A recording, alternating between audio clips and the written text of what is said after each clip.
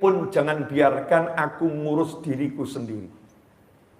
Jangan serahkan urusan itu untuk keurus sendiri sedetik pun.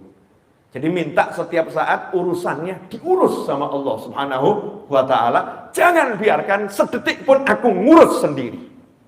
Engkau yang ngurus ya Rabb, engkau yang bereskan ya Allah.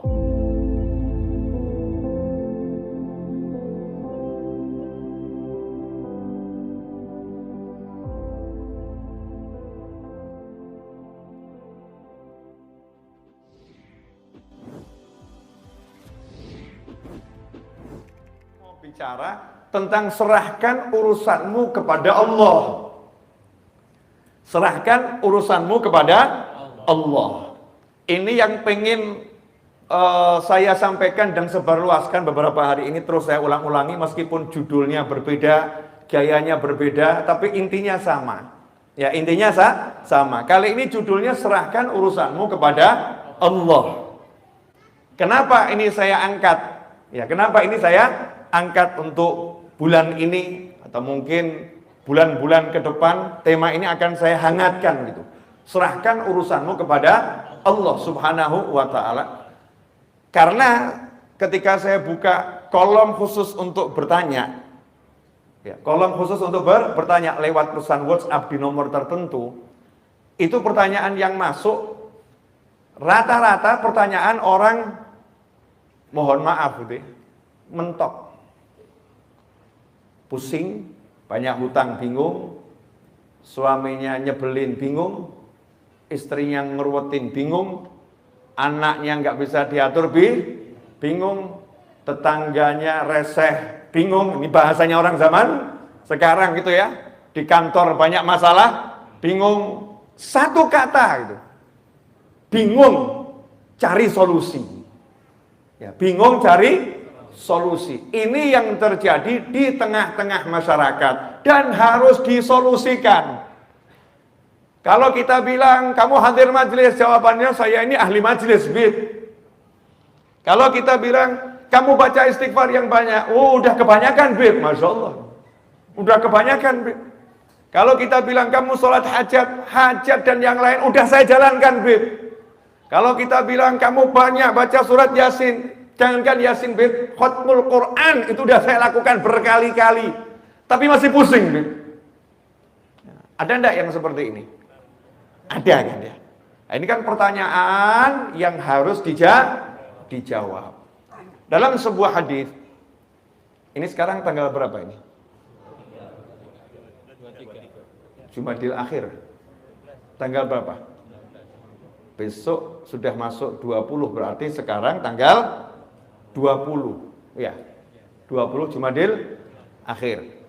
Kalau saya nggak salah nanti dicek lagi. Saya ini juga nggak hafal peristiwa-peristiwa. Nenek saya itu lahirnya tanggal 20 Jumadil akhir. Kenal nenek saya? Kalau nggak kenal keterlaluan.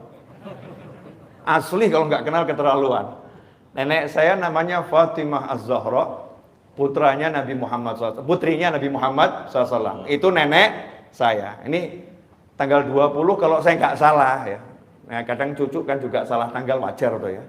Oh, cucunya juga nggak jelas.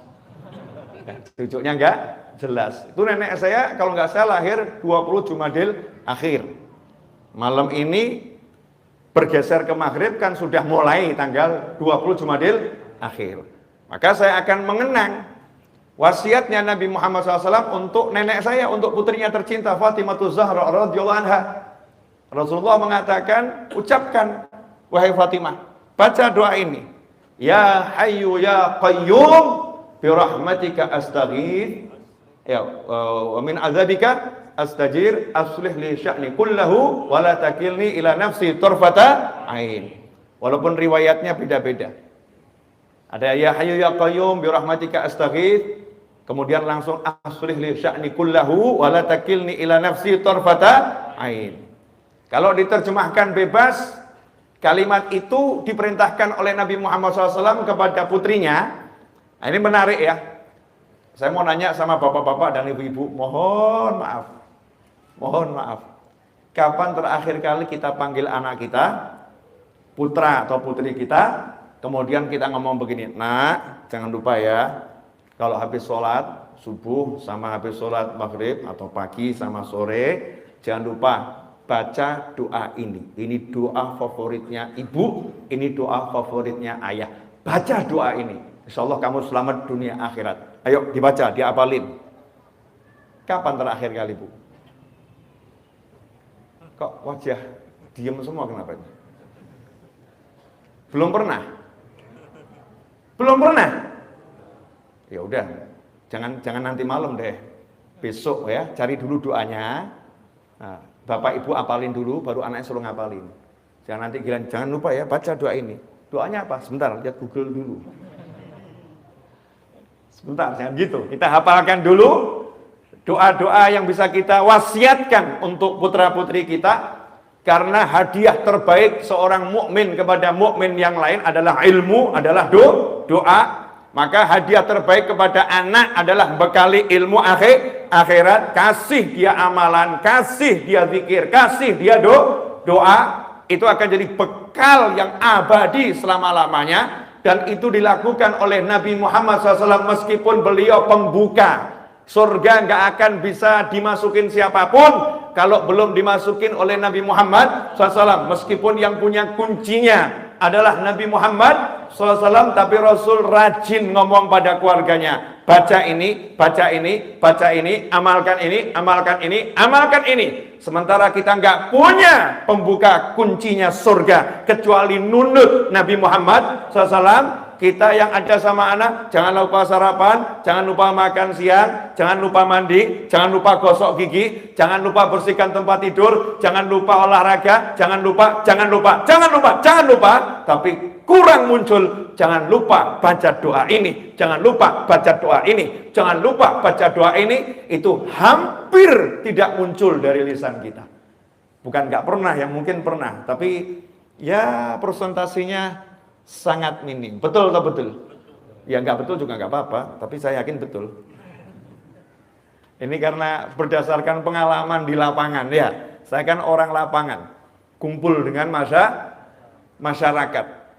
Ya Hayyu Ya Qayyum, duhai yang maha hidup dan maha kuasa mengurus segala sesuatu sendiri.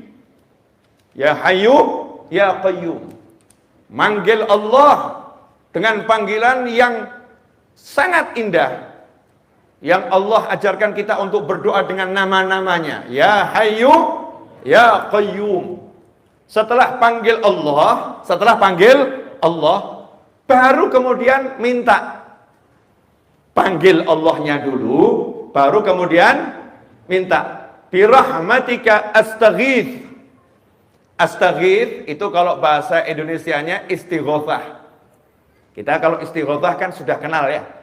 Istighothah kubro, artinya kumpul bareng-bareng, betul-betul doa, zikir, minta tolong pada Allah Subhanahu wa ta'ala. Kalau dalam bahasa Arab kita bilang aghithni, tolong saya, please help me. Artinya dalam kondisi yang sangat terdesak dan butuh bantuan, emergency. Itu dengan kata-kata istighothah, ghauth, ya, aghithni, ini emergency.